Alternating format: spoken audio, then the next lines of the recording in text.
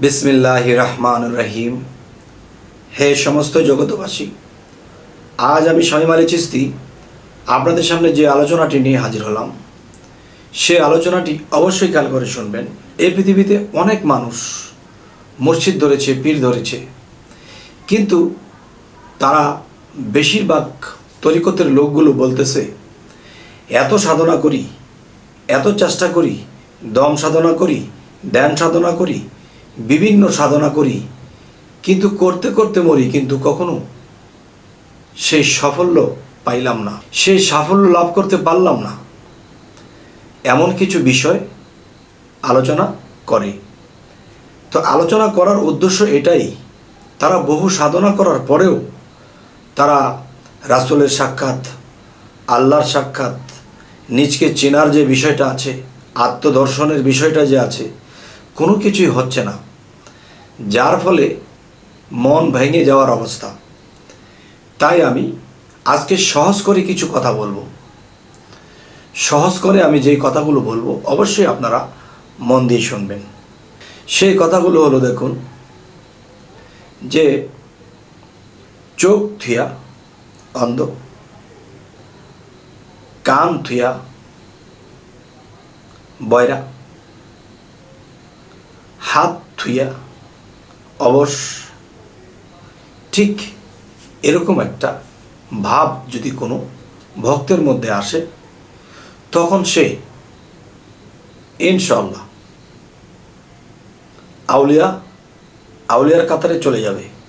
তবে হ্যাঁ, যেমন অনেকে বলতেছে রেচক, পুরক, কুম্ভক, ধ্যান, চিক সাধনা, বিভিন্ন সাধনা করতেছি, কোনো ফলাফল হচ্ছে না, তো ফলাফল হবেও না।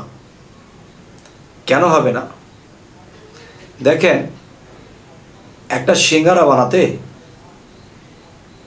আটা লাগে, আলু লাগে, পেঁয়াজ লাগে, লবণ লাগে, মশলা লাগে, সব কিছু রেডি আছে, কিন্তু তেল নেই। তেলে ভাজা ছাড়া তো সিঙ্গারা হবে না। ঠিক সাধনা আছে, মোটামুটি জ্ঞানও আছে, এর মধ্যে কি নেই? ভক্তি নেই, বিশ্বাস নেই। বিশ্বাসের কমতি আছে, ভক্তির কমতি আছে। আচ্ছা, তাহলে যে কথাটি বলতে চাচ্ছি, পৃথিবীতে অনেক পীর এবং অনেক ভক্ত আছে, তারা একদল তার মসজিদের কাছে যাচ্ছে, বাবা এই জিনিসটা এমনি না, বাবা আত্মতত্ত্বটা এভাবে না, দেহতত্ত্বের মধ্যে এই জিনিসটা এমনি না। তুমি যে শিখতে গেছো, তুমি তো শিখাইতেছো, এটা ত্যাগ করতে হবে।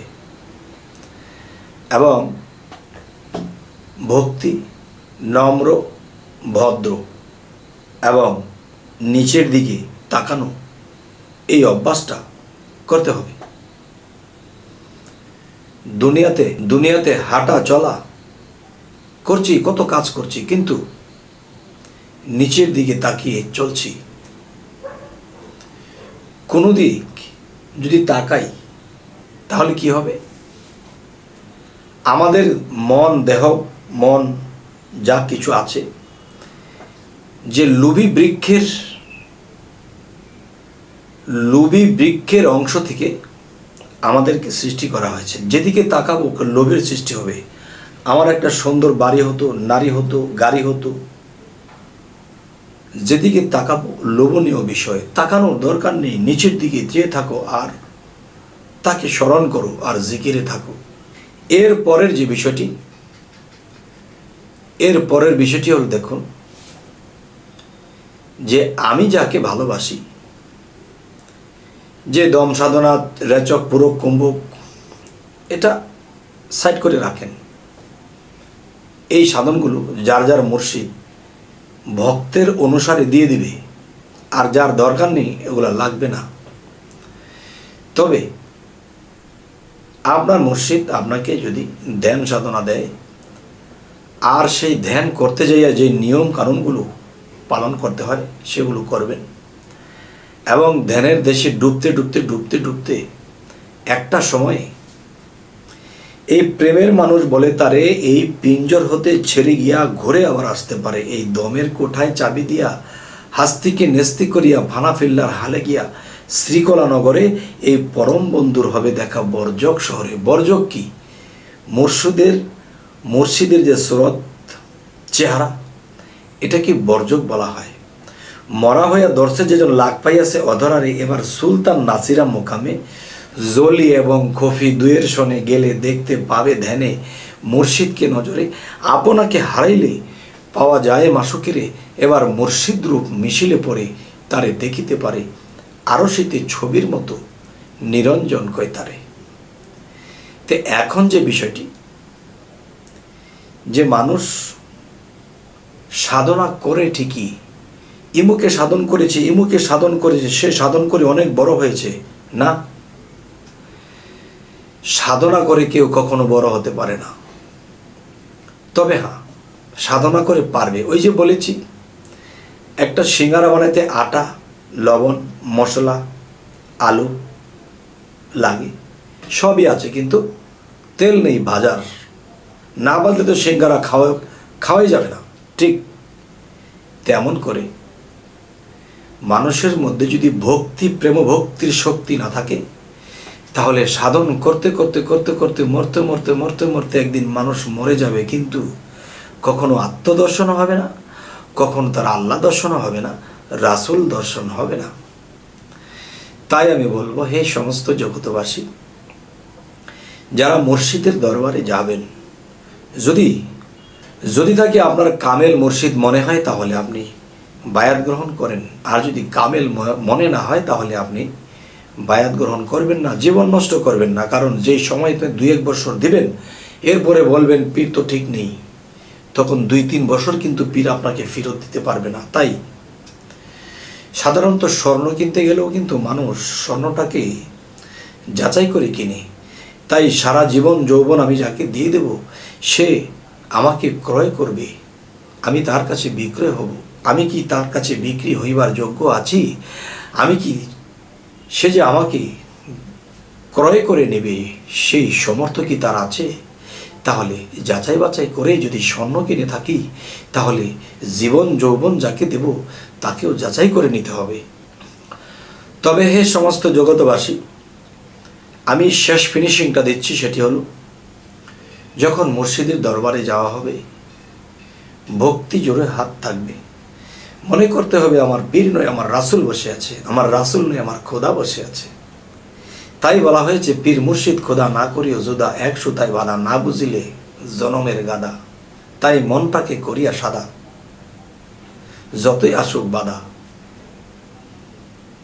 মনটাকে করতে পারলে সাদা, আর থাকবে না একদিন বাধা। যাই হোক, এখন যে কথাটি বলবো, যে যদি একটা কাসিম সেই দূর থেকে শীষ মেরে তার ডিমের দিকে তাকিয়ে থাকতে পারে, সেই ডিমগুলো ফুটে যায়, নদীর ওই পারে গিয়ে ডিমের দিকে শীষ দেয়, এই দূরের শীষ পেয়ে ডিম ফুটে যায়, তাহলে মুর্শিদের কাছে প্রয়োজনের বাহিরে কিছু বলার দরকার নেই। শিক্ষণীয় বিষয় শুধু শিখব এবং তার নুরানি চেহারার দিকে তাকিয়ে থাকব।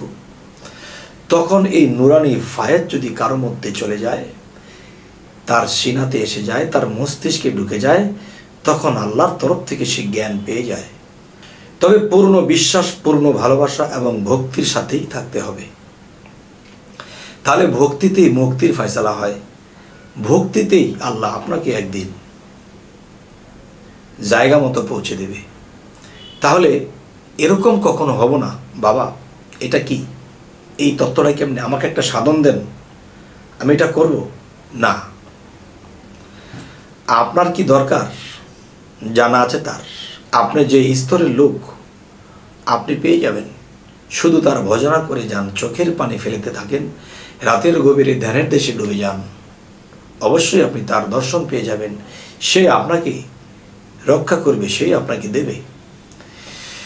তবে হে সমস্ত জগতবাসী, আজকের এই আলোচনাগুলো কেন করলাম, যে এই পৃথিবীতে, এই বাংলাদেশে বিভিন্ন জায়গায় গিয়েছি, দেখেছি যার তার মসজিদকে সামনে রেখে এই পেঁচাল সেই পেঁচাল বিভিন্ন কিছু, মানে সামনে যে কে বসে আছে খবর নেই। তবে নম্র, ভদ্র, ভক্তি, সম্মান যদি দেওয়া যায় তাহলে অল্প সাধনে আপনি জায়গায় পৌঁছাবেন, কারণ তার সুদৃষ্টি আপনার উপর পড়ে যাবে। যাই হোক, হে সমস্ত জগতবাসী, আমাদের এই চ্যানেলের আলোচনা যদি আপনাদের ভালো লাগে তো অবশ্যই সাবস্ক্রাইব করে নেবেন এবং পরবর্তীতে যেন ভালো আলোচনা এনে দিতে পারি। তো সকলেই ভালো থাকবেন। আল্লাহ হাফিজ।